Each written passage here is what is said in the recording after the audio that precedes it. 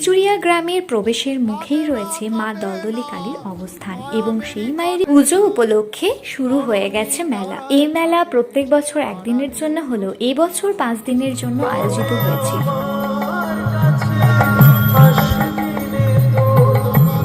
এবং তারই সাথে বেশ কিছু অনুষ্ঠানেরও আয়োজন করা হয়। আর এই দিন ছিল শ্যামা সঙ্গীত। বেশ কিছুক্ষণ এখানে দাঁড়িয়ে গান শোনার পর বন্ধু বান্ধবদের সাথে চলে গেছিলাম মেলার দিকে একটু ঘোরাঘুরি করতে।